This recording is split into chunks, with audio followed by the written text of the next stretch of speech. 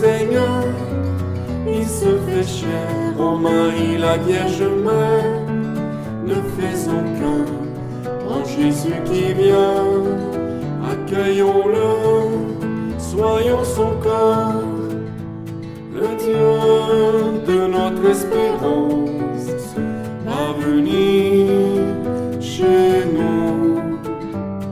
Chantons l'amour de Dieu si proche.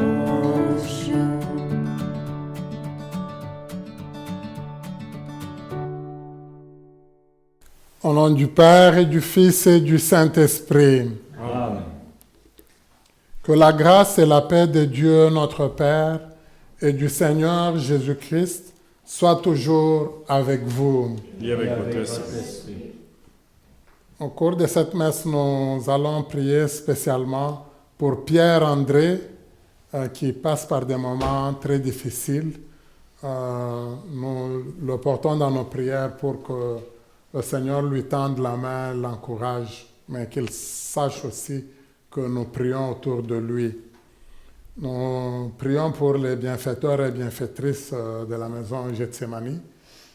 Merci d'aider cette maison qui nous permet de vous rejoindre. Merci, nous prions aussi pour les âmes du purgatoire.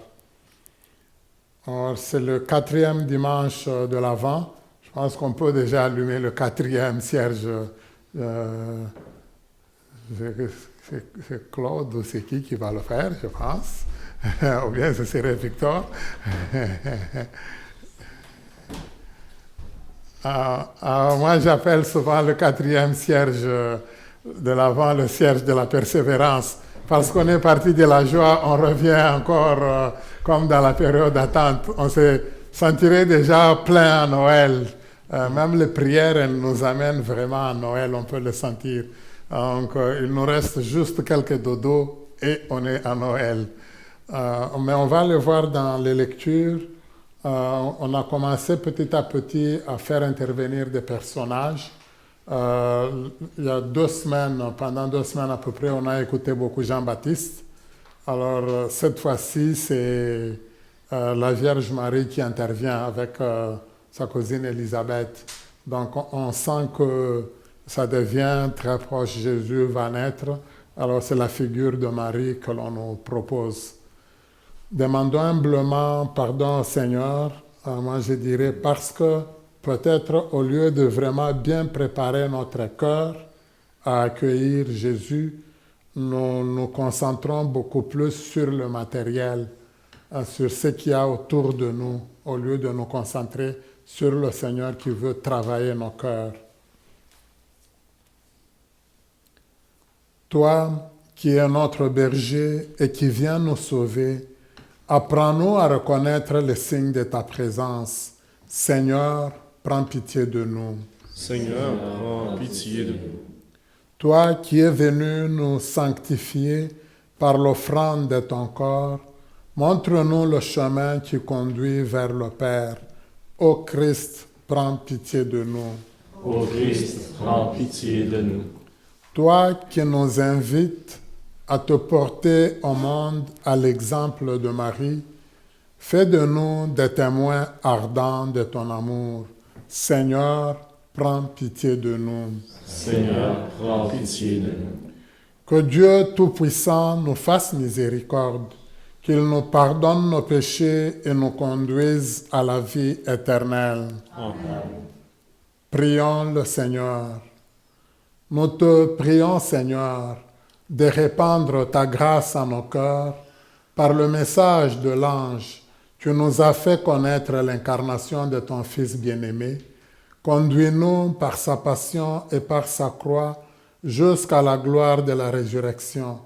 Par Jésus-Christ, ton Fils notre Seigneur, qui vit et règne avec toi dans l'unité du Saint-Esprit, Dieu pour les siècles des siècles.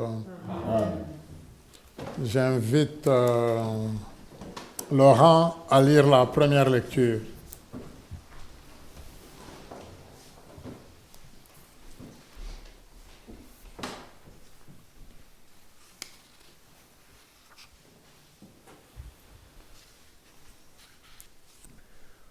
Lecture du livre du prophète Michée. Ainsi parle le Seigneur, toi, Bethléem Ephrata, le plus petit des clans de Juda. C'est de toi que sortira pour moi celui qui doit gouverner Israël. Ses origines remontent au temps ancien, au jour d'autrefois. Mais Dieu livrera son peuple jusqu'au jour où enfantera celle qui doit enfanter. Et ceux de ses frères qui resteront rejoindront les fils d'Israël. Il se redressera et il sera leur berger. La puissance du Seigneur, par la majesté du nom de Seigneur, son Dieu.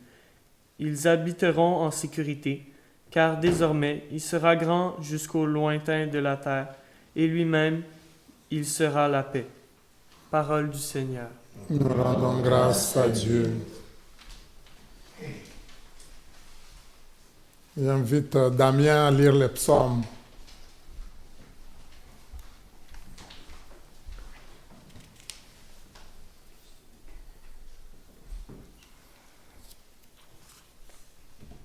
Dieu, fais-nous revenir, que ton visage s'éclaire et nous serons sauvés. Dieu, fais-nous revenir, que ton visage s'éclaire et nous serons sauvés.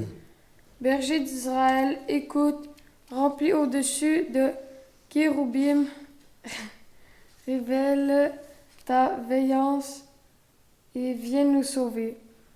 Dieu, fais-nous revenir, que ton visage s'éclaire et nous serons sauvés. Dieu de l'univers, du haut des cieux, regarde et vois, visite cette vigne, protège-la, celle qu'a planté ta main puissante. Dieu, fais-nous revenir, que ton visage s'éclaire et nous serons sauvés. Que ta main soutienne ton protégé, le Fils de l'homme qui te doit sa force. Jamais plus n'en irons loin de toi. Fais-nous vivre et invoquer ton nom. Dieu, fais-nous revenir, que ton visage s'éclaire et nous serons sauvés. J'invite Théodore à lire la deuxième lecture.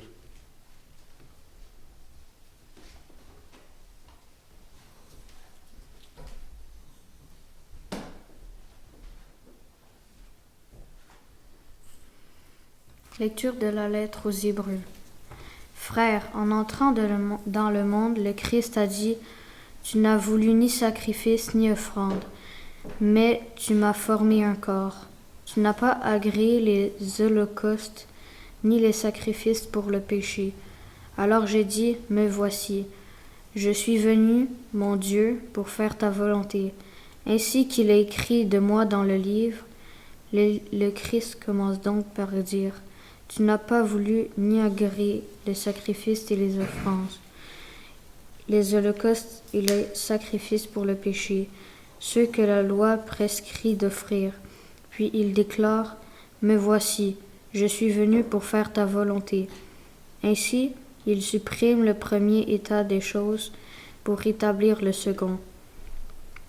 Et c'est grâce à cette volonté que nous sommes sanctifiés par l'offrande que Jésus-Christ a faite de son corps, une fois pour toutes. Parole du Seigneur. Nous rendons grâce à Dieu.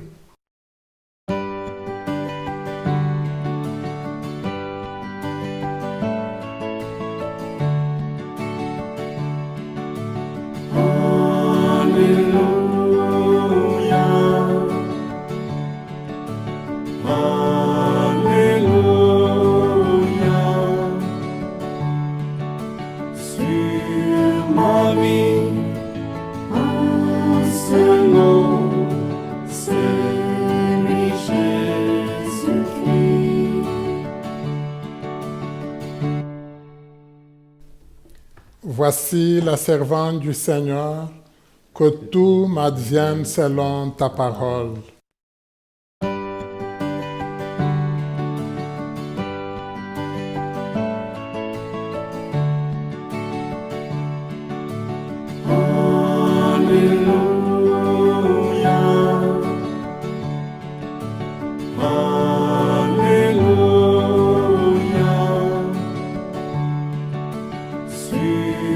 ma vie un seul nom, c'est lui Jésus-Christ.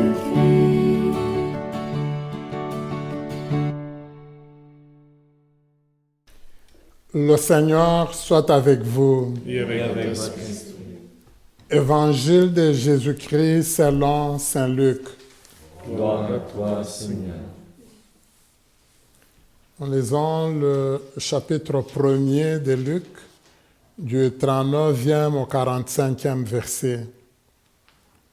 En ce jour-là, Marie se mit en route et se rendit avec empressement vers la région montagneuse dans une ville de Judée.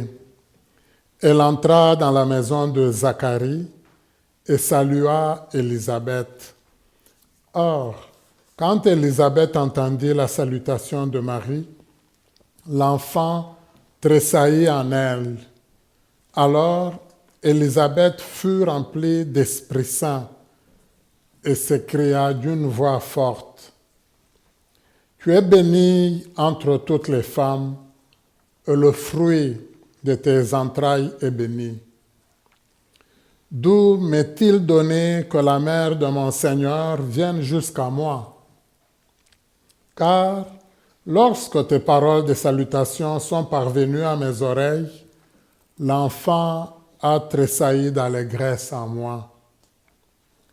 Heureuse celle qui a cru à l'accomplissement des paroles qui lui furent dites de la part du Seigneur. Acclamons la parole de Dieu. Louange à toi, Seigneur Jésus.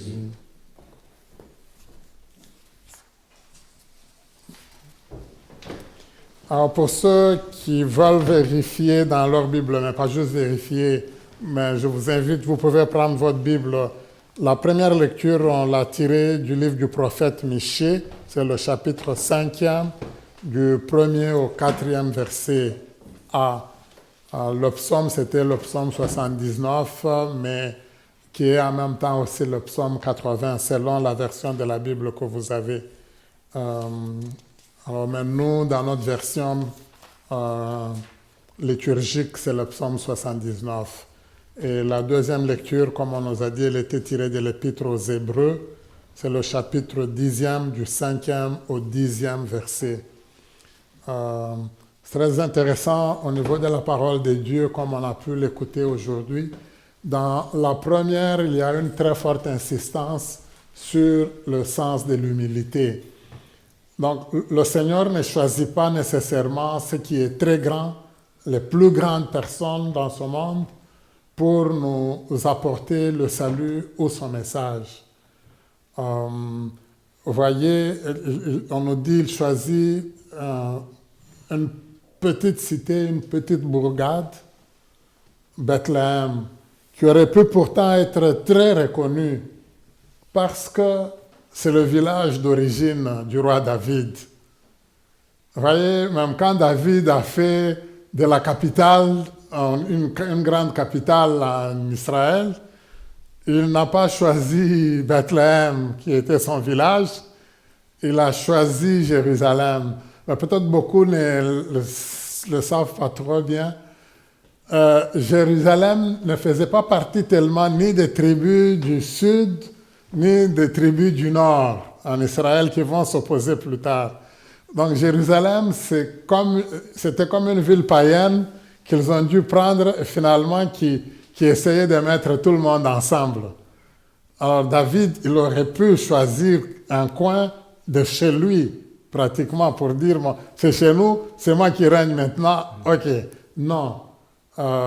Mais ce petit coin-là, je peux dire, il n'est pas devenu trop grand coin parce que David était devenu roi. Alors, tout le temps après David, c'est plusieurs années après David, le prophète Michée, quand on essaye de le situer, bon, parmi les premiers prophètes, on cite souvent le prophète Amos. Bon, après Amos, on va citer d'autres prophètes comme Osée. Michée intervient un peu plus tard. Si on pourrait le situer, ce serait peut-être autour des années 700 ou même 700 ou peut-être même 600 ans avant Jésus. Donc, mais si nous considérons que le roi David, il était intervenu 10 siècles avant l'arrivée de Jésus, donc on peut voir à peu près à quel moment il est lui. Il intervient quand lui nous adresse ce message et il dit c'est de là que va venir quelqu'un encore qui va essayer de mettre tout le monde ensemble. Il en parle, comme je l'ai dit, presque 600 ans même un peu avant que Jésus n'arrive. Et quand Jésus va venir, c'est là qu'il va naître. Il y a comme une certaine circonstance. Joseph était de la famille royale, de la famille du roi David. Mais à l'époque où Jésus est né, ou à l'époque où Joseph, Marie vivaient, ils avaient déjà été écartés du pouvoir et on les cachait. Parce que si Hérode apprenait, s'il savait que Joseph était de la famille de David, on allait les supprimer. C'est pour ça qu'on les cachait presque dans les familles des prêtres. Et quand ils vont à Bethléem, ils y vont discrètement. C'est là que nous savons que Jésus va naître. Mais le prophète l'avait déjà annoncé bien avant. Il disait déjà, la personne qui va venir, elle va venir de là. Il y a de belles coïncidences. Hein. Ce village-là s'appelait Bethléem. Ça signifie la maison du pain. Donc la maison où on est bien accueilli, pratiquement où on est bien nourri. Moi, je dirais un peu comme ici à Gethsemane où nous sommes bien nourris. Hein? Donc, on pourrait changer Gethsemane en Bethléem. Hein? Donc, vous vous imaginez. Et intéressant, c'est là où lui dit, tu es le petit coin, le coin le plus reculé, mais c'est de toi que le Seigneur va faire sortir quelqu'un qui va réussir à rassembler son peuple. Je pense qu'il y a une très grande leçon là-dedans. Donc, le Seigneur choisit souvent ce qui est simple. C'est peut-être qu'on n'a pas tellement considéré, et c'est de là qu'il va donner des grandes œuvres. Marie, elle est toute simple, on va le voir, celle que le Seigneur va choisir. Presque ignorée, mais c'est à partir d'elle que le Seigneur va réaliser des grandes choses. C'est intéressant, moi je peux le prendre déjà au niveau de la lecture, vous voyez, de l'Évangile. On nous dit, Marie a reçu le message de l'ange et elle part en route pour aller rencontrer sa cousine Élisabeth. Dans la Bible, on dit sa parente. C'est très intéressant, je sais qu'en français, ici au Canada surtout, mais même ailleurs, ce n'est pas des termes qui sont souvent très courants, mais pourtant, quand on le voit en français, c'est ça, ça signifie ça. Quelqu'un qui est proche de moi, proche de mes parents, c'est un parent de moi. Mais, alors, ça va sonner bizarre dans le français maintenant. Quand on dit il est parent à moi, on pense que c'est mon père ou c'est ma mère. Non. Donc, c'est quelqu'un qui est très proche de moi au niveau de la famille. Mais alors souvent on va les traduire simplement, on va dire sa cousine. Mais en utilisant le terme sa parente, on veut vraiment souligner que c'était quelqu'un de très proche de sa famille à elle. Donc très très très très proche. Alors Marie a appris qu'Élisabeth elle est enceinte et qu'elle en était déjà à son 6e mois. Elle vient de recevoir une très grande nouvelle. Elle va mettre au monde le Fils même de Dieu, vous vous imaginez? Et elle se décide, elle, d'aller aider Élisabeth. Alors, les mamans peuvent nous dire, quand au début, elle sait qu'elle est enceinte, maman, et donc elle doit commencer petit à petit à se préparer, mais elle va enfanter peut-être 9 mois après. Les premiers moments ne sont pas toujours faciles. Et souvent, elle va avoir besoin de plus d'attention. Je pense qu'on pourrait les demander à nos mamans, elles pourraient nous le dire, nous l'expliquer. Mais elle, Marie, elle s'oublie. L'autre, elle en est déjà à son 6e mois. Moi, quelque part, je peux dire, elle s'est dit, dans 3 mois, probablement ça va venir. Elle a dû peut-être plus s'habituer, mais elle, Marie, s'est dit, elle doit être plus dans le besoin, moi, je vais aller l'aider. Elle s'oublie elle-même, elle ne pense pas à elle, elle va rendre visite d'abord à sa cousine. Donc, pour aller rendre service, c'est quand même formidable, c'est quelque chose de bon, de très grand. Il y a une très grande leçon là-dedans pour nous. Il y a quelque chose que j'aimerais souligner, c'est que quand l'ange est apparu, il est apparu à Zacharie, le papa de Jean-Baptiste. Et puis, il est apparu à Marie. On peut voir 2 attitudes complètement différentes. Zacharie, c'était un prêtre. Il passait toute sa vie au temple. Et c'était lui, Zacharie, ce jour-là, qui devait offrir l'encens. On dit à l'autel de l'encens. Donc, c'est lui qui devait dire au peuple, voilà ce que le Seigneur me dit pour vous. L'ange lui apparaît à lui, l'ange lui dit, toi, Zacharie, j'ai une mission avec toi, le Seigneur a une grande mission, tu vas avoir un enfant, sache-le. Ta femme, vous pensez qu'elle ne pourrait plus avoir d'enfant, non, elle va en avoir. Mais cet enfant-là, il faudra le garder spécialement parce qu'il va faire un bon travail pour le Seigneur. Lui, Zacharie, il dit, mais non, à mon âge, c'est quoi? Et puis madame, ma femme, à moi, elle a quel âge? Comment tu peux penser qu'on peut avoir encore un enfant? Donc, il a douté, il a questionné, oui, mais c'était un questionnement de doute pratiquement.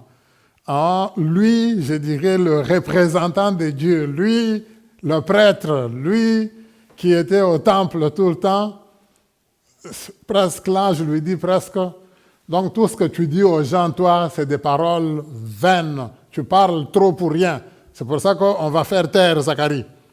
C'est terminé, il ne va plus intervenir jusqu'au moment où Jean-Baptiste va naître. Donc, moi, je peux dire, Dieu a fait zipper Zacharie. Ça sera tout. Tu vas rester en silence. Parce que quand tu parles, même quand tu parles de Dieu aux gens, tu en parles sans conviction, toi, là, Zacharie. Alors, remarquez que Zacharie, le pauvre, moi, je l'appellerai comme ça, il est complètement changé. C'est Élisabeth, c'est sa femme, qui va jouer pratiquement un grand rôle. Marie va voir Élisabeth, les deux se rencontrent. Quand les deux se rencontrent, vous remarquez, on dit Marie salue Élisabeth. Dès que Marie a salué Élisabeth, on dit l'enfant tressaillit dans le ventre de Élisabeth. C'est là que Élisabeth, elle n'en revient pas. Elle dit à Marie, ce n'est pas possible. Elle dit, toi, tu es vraiment bienheureuse, toi, Marie. Pourquoi tu es bienheureuse? Parce que tu as cru dans ce que le Seigneur t'a demandé. Toi, tu es différente de mon mari, même si elle ne le sait pas. Mon mari, lui, n'a pas cru. Non, toi, tu as cru. Alors, bienheureuse celle qui croit en ce que le Seigneur lui dit. Alors, c'est ça même la grandeur de Marie. Même plus tard, Jésus relèvera ça. C'est lui qui fait la volonté de Dieu. On va le voir en parlant de la deuxième lecture rapidement. Mais c'est intéressant, vous voyez, ces belles paroles, elles viennent d'Élisabeth. Alors, quand nous faisons notre prière de l'Ave Maria, la salutation à Marie, nous avons une partie, c'est les paroles de l'ange qui a salué Marie, et la deuxième partie, ce sont les paroles d'Élisabeth. Vous voyez combien de fois nous prononçons ces paroles d'Élisabeth dans notre vie? Dans un chapelet, normalement c'est 50, vous imaginez. Si vous êtes capable de faire un rosaire, vous en faites 150. Mais il y en a qui sont capables de faire 3 rosaires par jour. Donc avec eux, imaginez, c'est 450. Hein? Bon, on ne les demande pas, il ne faut pas que vous le fassiez. Hein? Mais je veux juste souligner que cette parole-là, elle nous revient, on la souligne, et c'est une parole très importante. Alors, Élisabeth, elle n'en revient pas, elle a relevé cela. Mais dans cette visite, vous remarquez, c'est une simple visite.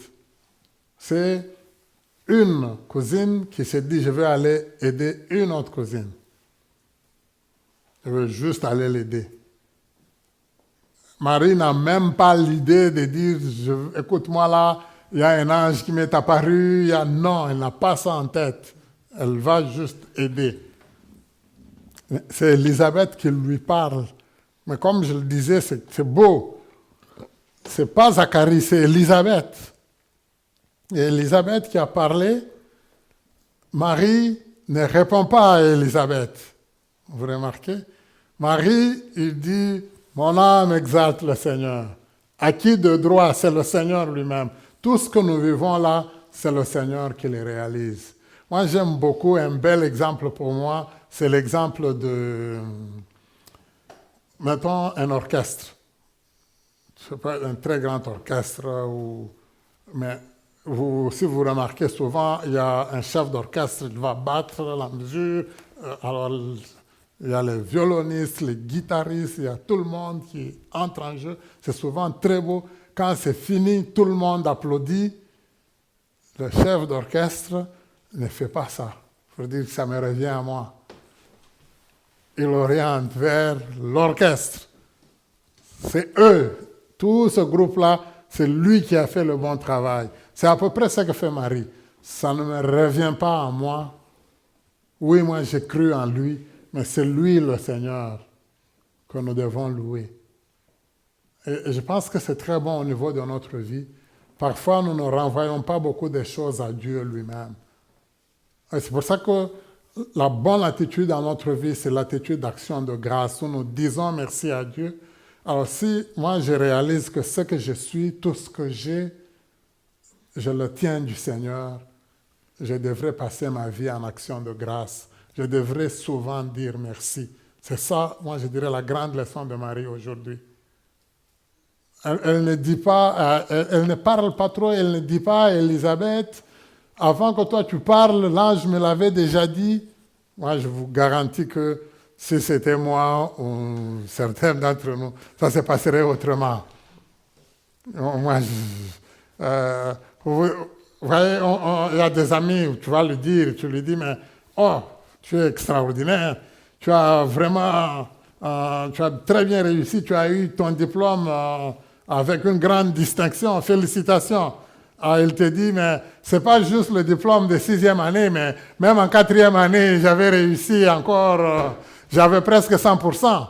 Donc nous, toujours autour des orchestres, j'aime beaucoup, il y a quelque chose ces derniers temps, si vous remarquez dans la plupart des groupes qui vont chanter, des musiciens, ils s'arrangent pour que leurs meilleures chansons, ils les gardent. Ils vont jouer, tout le monde les applaudit. À la fin, quand ils finissent, les gens vont dire non, revenez, revenez. Comme ça, ils vont jouer la meilleure chanson après qu'on les ait rappelés. Parce qu'en général, les gens vont dire bis, bis, revenez. Marie, elle, ce n'est pas ça. Elle n'a pas dit ajoute-en, Élisabeth. J'aimerais en entendre davantage. Nous, ce n'est pas ça. Pour nous, dès qu'on te dit quelque chose, tu en rajoutes davantage, tu complètes. C'est comme si ce que la personne avait dit, ce n'était pas complet, tu veux en rajouter davantage. Donc toi, on a dit, tu es un bon médecin, mais au lieu de dire juste oui, d'accord, merci, c'est bon, non, tu vas vouloir rajouter aussi comment à l'école, c'était toi qui étais excellent en mathématiques. Bon, on le sait, pour faire la médecine, tu devais aimer les mathématiques quelque part, mais on va vouloir revenir, réexpliquer. On va du côté de Marie, non. Élisabeth parle, je ne veux pas trop appuyer là-dessus, c'est le Seigneur. Et même pour Élisabeth, vous avez remarqué, Élisabeth n'a pas dit à Marie, j'ai un enfant, le Seigneur a dû parler à mon mari, et puis tu vois, j'ai eu un enfant. Elle dit simplement, ce n'est pas possible. Comment est-ce que toi tu me salues et l'enfant à moi bouge? C'est très intéressant cette rencontre-là. C'est Marie qui est venue voir Élisabeth. C'est Jean-Baptiste qui bouge vite pour accueillir Jésus. Donc, la semaine dernière, il y a 2 semaines, on nous a beaucoup parlé de Jean-Baptiste. Jean-Baptiste avait déjà commencé à faire le travail dans le ventre de maman. C'est comme s'il était déjà pressé de nous montrer que c'est celui-là le sauveur. Vous vous imaginez? C'est dans la rencontre entre deux mamans où Dieu rencontre l'humanité. Mais en même temps, autour de la fête de Noël, nous allons beaucoup vivre ça. Est-ce que les visites que nous allons recevoir, est-ce que ça sera des visites qui vont nous rapprocher davantage de Dieu? Ou bien est-ce que ça sera juste des visites amicales? On va faire des longs déplacements, on va faire de très longues distances, mais est-ce que ça va nous aider à aller vers Dieu?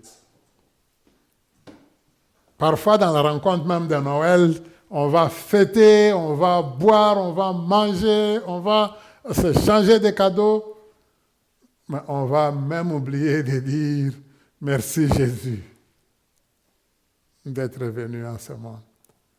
On ne va même pas dire juste au nom du Père et du Fils et du Saint-Esprit avant de prendre le repas que l'on va prendre ensemble.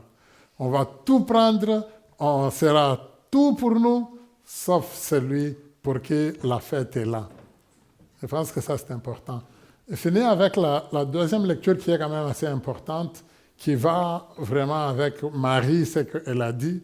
On nous a dit, c'est dans l'Épître aux Hébreux, on dit, c'est que Dieu n'a pas voulu, ce n'était même plus le sacrifice. Avant, on lui offrait un bœuf, on lui offre l'agneau, on lui offre... Comme pour nous, autour de Noël, c'est sûr, on va s'offrir beaucoup de choses. On dit, ce qui importe pour lui, Jésus, il a dit, me voici, je viens pour faire ta volonté. Je viens faire ce que toi, Dieu, tu veux. Alors, ma question, en fonction de cette deuxième lecture, c'est est-ce que nous aussi, nous pouvons dire dans notre vie, je suis prêt, Seigneur, à faire ce que tu veux. Est-ce que nous savons ce que Dieu veut pour nous? Nous savons ce que nous voulons. Et souvent, nous y accordons beaucoup d'importance. Mais qu'est-ce que Dieu il veut vraiment pour nous? Qu'est-ce que Dieu il veut que moi je sois pour notre famille? Qu'est-ce que Dieu il veut que moi je sois pour mon frère? Qu'est-ce que Dieu il veut que moi je sois pour ma soeur? Qu'est-ce que Dieu il veut que moi je sois pour mon mari? Qu'est-ce que Dieu il veut que moi je sois pour mon épouse? Qu'est-ce que Dieu il veut que moi je sois pour mes parents? Qu'est-ce que Dieu il veut que moi je sois pour mes grands-parents? C'est ça, ce sont ces questions-là. Alors, est-ce que j'essaye de l'être? Ou bien moi, je veux que, ok, mes parents, eux, ils me doivent. Mes frères, ils me doivent tout. Mes parents, ils me doivent tout. Mes grands-parents, ils me doivent tout. Mais qu'est-ce que moi, je fais pour les autres? Qu'est-ce que moi, je fais pour ma famille? C'est ça que le Seigneur, il attend de nous. Même ici à Noël. Est-ce que moi, je peux dire aussi, comme Jésus, me voici. Moi, je suis prêt à faire ce que toi, tu désires, Seigneur. Nous allons demander au Seigneur cette grâce-là, de faire vraiment sa volonté, de faire ce que lui veut dans notre vie. Lui qui vit et règne pour les siècles des siècles. Amen. Je crois en Dieu, le Père Tout-Puissant, Créateur du ciel et de la terre, et en Jésus-Christ, son Fils unique, notre Seigneur, qui a été conçu du Saint-Esprit, est né de la Vierge Marie, a souffert sous Ponce Pilate, a été crucifié, est mort, a été enseveli, est descendu aux enfers. Le troisième jour est ressuscité des morts, est monté aux cieux, est assis à la droite de Dieu le Père Tout-Puissant. Il viendra juger les vivants et les morts. Je crois en l'Esprit Saint, à la Sainte Église catholique, à la communion des saints, à la rémission des péchés, à la résurrection de la chair, à la vie éternelle. Amen. Frères et sœurs, la volonté de Dieu, notre Père, est de nous sanctifier en son Fils Jésus par l'action de l'Esprit Saint. Invoquons-le avec confiance. C'est Victor qui lit les prières universelles. Nous répondons, entends les appels de ton peuple, Seigneur. Ensemble, Entends les appels de ton peuple, Seigneur. Pour qu'au milieu des ténèbres de notre monde jaillisse la lumière du Prince de la paix, prions le Seigneur.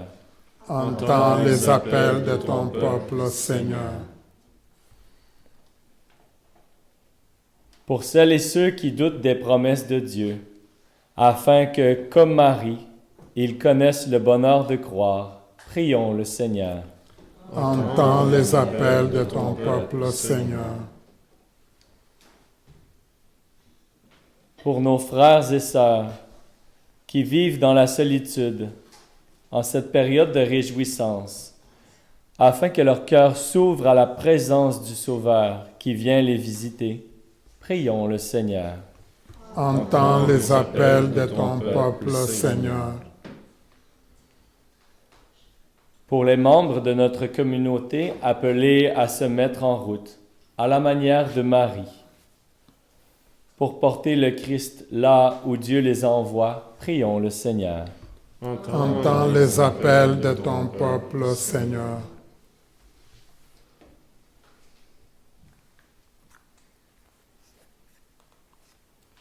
Dieu notre Père, lorsque Marie entra dans la maison de Zacharie et salua Élisabeth, ton fils a fait jaillir la joie dans le cœur de Jean-Baptiste.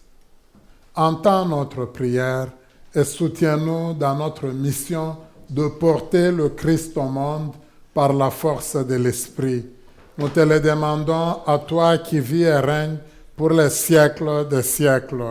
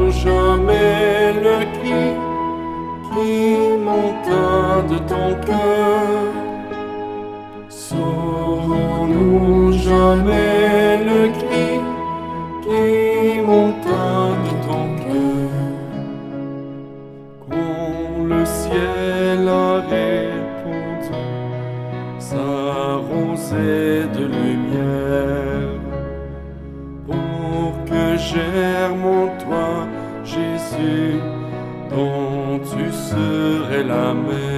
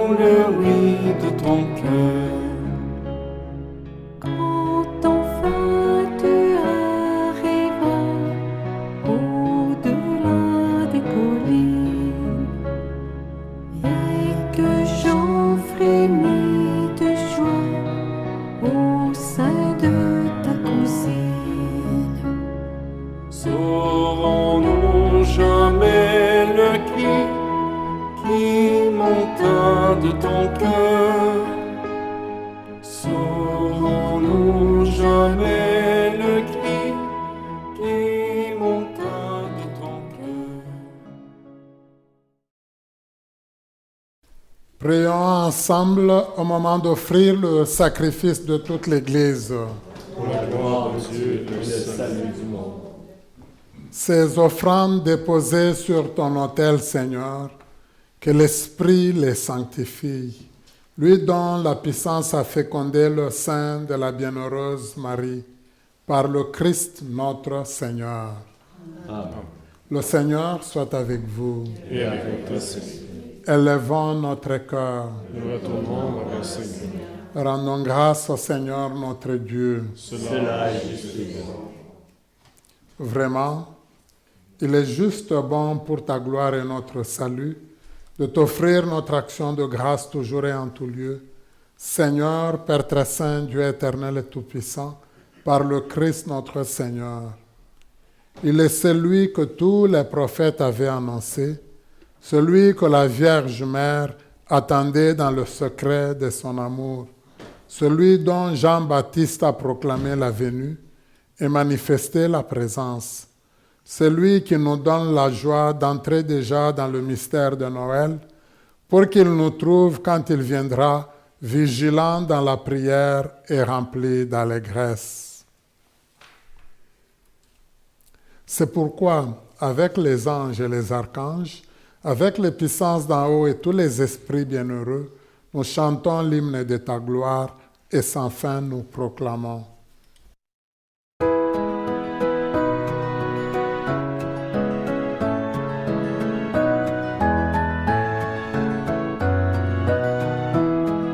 Dieu saint, Dieu fort, Dieu immortel, béni soit ton nom.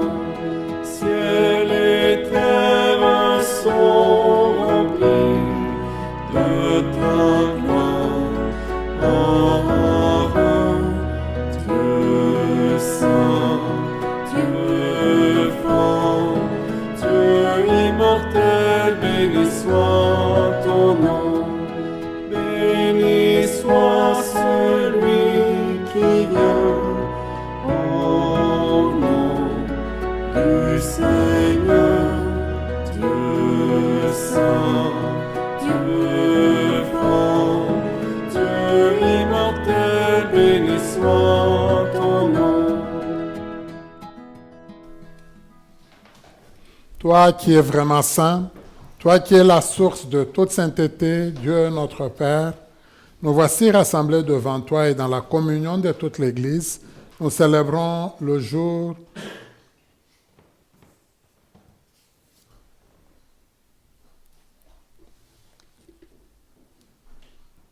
où le Christ est ressuscité d'entre les morts.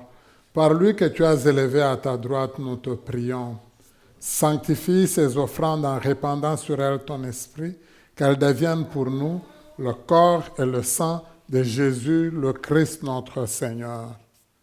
Au moment d'être livré et d'entrer librement dans sa passion, il prit le pain, il rendit grâce, il le rompit et le donna à ses disciples en disant, « Prenez et mangez-en tous, ceci est mon corps livré pour vous. »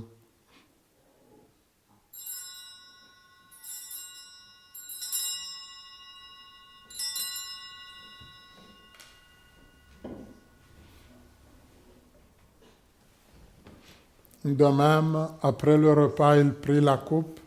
De nouveau, il rendit grâce et la donna à ses disciples en disant, « Prenez et buvez-en tous, car ceci est la coupe de mon sang, le sang de l'alliance nouvelle et éternelle, qui sera versé pour vous et pour la multitude en rémission des péchés. Vous ferez cela en mémoire de moi. »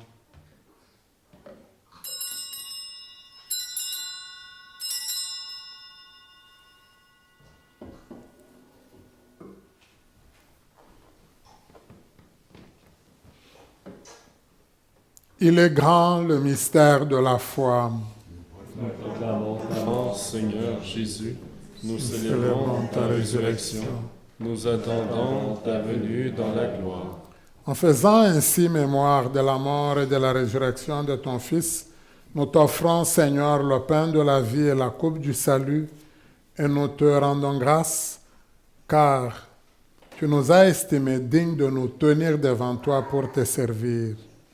Humblement, nous te demandons qu'en ayant part au corps et au sang du Christ, nous soyons rassemblés par l'Esprit Saint en un seul corps. Souviens-toi, Seigneur, de ton Église répandue à travers le monde. Fais-la grandir dans ta charité, en union avec notre pape François, notre évêque Marcel, son auxiliaire Ivan Matthieu, tous les évêques, les prêtres, les diacres et tout ton peuple que tu as sauvé. Souviens-toi aussi de nos frères et sœurs qui se sont endormis dans l'espérance de la résurrection, et souviens-toi dans ta miséricorde de tous les défunts et défuntes. Nous te prions pour toutes les âmes du purgatoire. Rapproche-les, Seigneur, davantage de toi.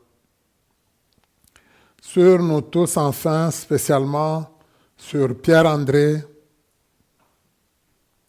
pour que nous prions, Seigneur, touche-le, arrache-le des épreuves et difficultés qu'il traverse.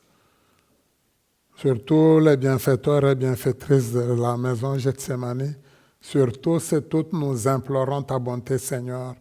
Permets qu'avec la Vierge Marie, la bienheureuse Mère de Dieu, avec Saint Joseph son époux, les apôtres et tous les saints qui ont fait ta joie au long des âges, nous ayons part à la vie éternelle et que nous chantions ta louange et ta gloire par ton Fils Jésus le Christ.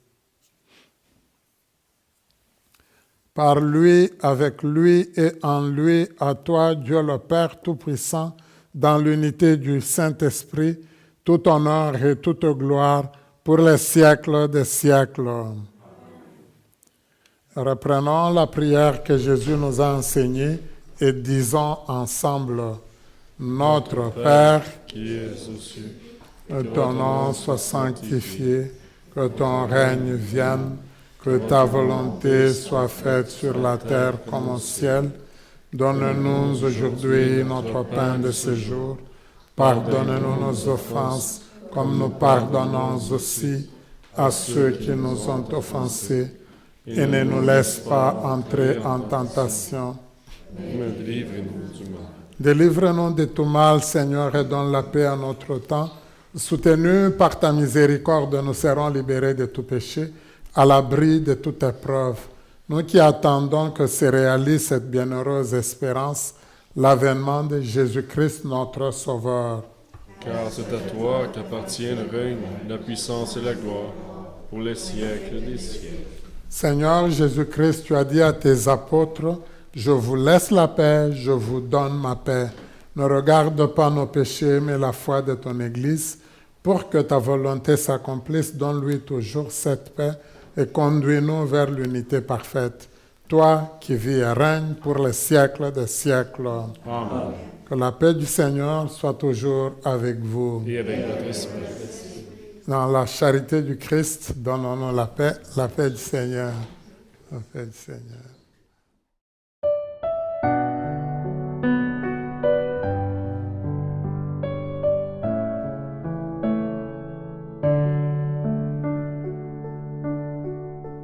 Toi l'agneau de Dieu qui enlève le péché du monde, prends pitié de nous, prends pitié de nous. Toi l'agneau de Dieu qui enlève le péché du monde, prends pitié de nous, prends pitié de nous. Toi l'agneau de Dieu qui enlève le péché du monde, donne-nous la paix, donne-nous la paix.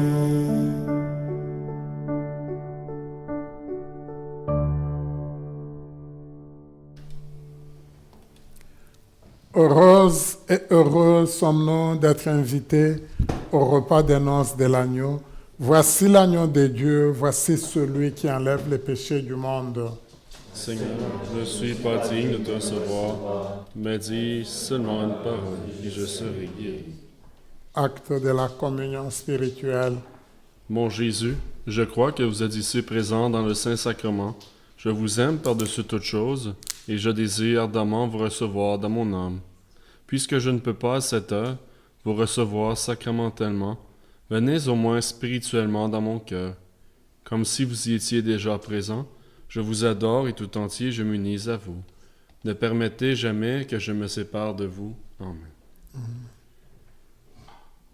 Comme tu as rendu visite à Jean-Baptiste qui s'est réjoui à travers sa maman Élisabeth, rends-nous visite aussi, Seigneur, le corps du Christ. Amen.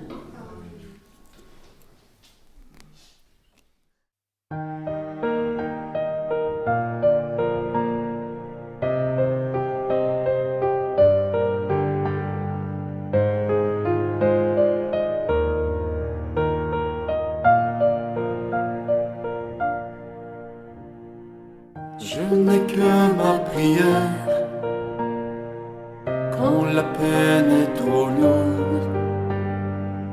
Rien que mot à mon Père via son amour.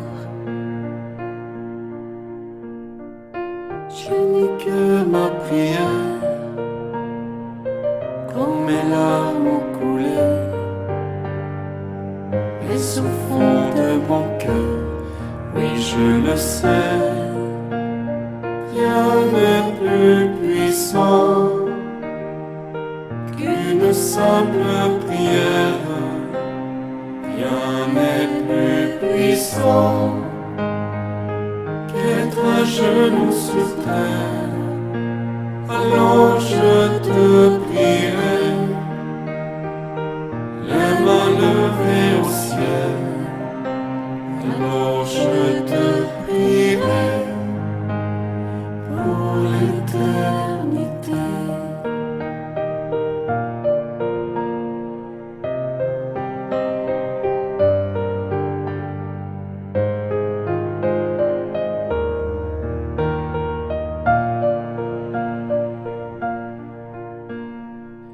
Je n'ai que ma prière, si faible en apparence, mais le ciel est sur terre en ta présence.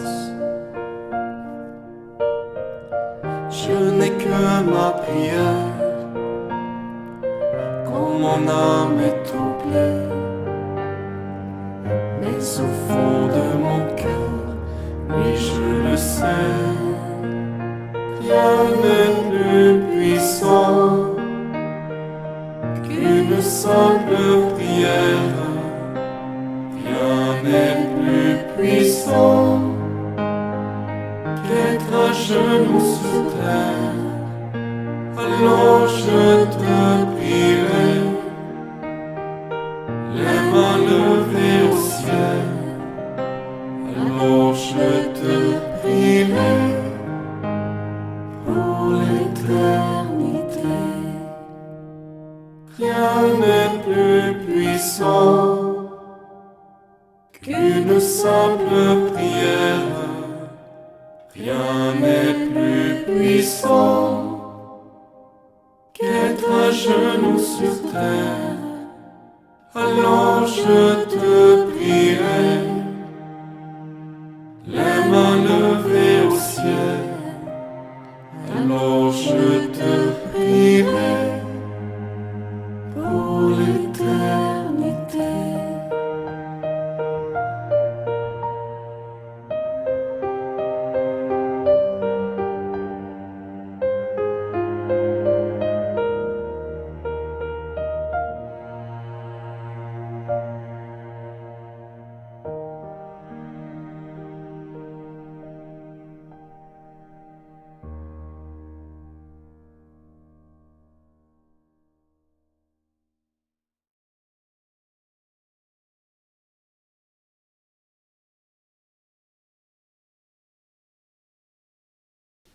Avec l'ange Gabriel, avec Élisabeth, c'est nous cette fois-ci qui allons saluer Marie, qui a cru à l'accomplissement des paroles que Dieu lui a annoncées.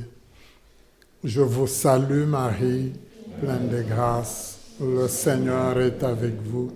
Vous êtes bénie entre toutes les femmes, et Jésus, le fruit de vos entrailles, est béni.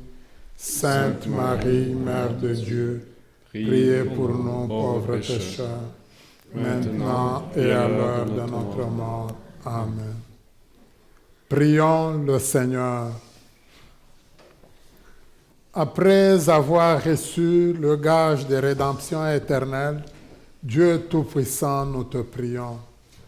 À mesure qu'approche le jour où nous fêterons le salut, donne-nous une ferveur de plus en plus grande pour célébrer dignement le mystère de la nativité de ton Fils, lui qui vit et règne pour les siècles des siècles. Amen. Le Seigneur soit avec vous. Et avec votre esprit. Que Dieu Tout-Puissant vous bénisse, le Père, le Fils et le Saint-Esprit. Amen. Alors, merci beaucoup pour la belle célébration vécue ensemble. Merci à la maison Gethsemane, que moi j'ai appelé Bethléem aujourd'hui, qui nous accueille, qui nous permet de vivre ces belles célébrations. Merci à notre technicien Kevin, qui nous permet de vous rejoindre où que vous soyez. Aujourd'hui, je suis heureux. Vous avez remarqué, ce sont les jeunes qui ont lu aujourd'hui, qui ont présenté des très beaux textes, qui ont très bien lu pour nous. Et parmi ces jeunes, on compte aussi Victor, qui a bien lu. Merci. Merci aux jeunes, merci à vous tous qui avez participé. Merci pour votre rétroaction. Je sais que de plus en plus, vous partagez, il faut continuer à partager. Allez dans la paix du Christ. Rendons grâce. Je peux le dire déjà parce que déjà la préface nous le dit. Joyeux Noël à tout le monde. Merci.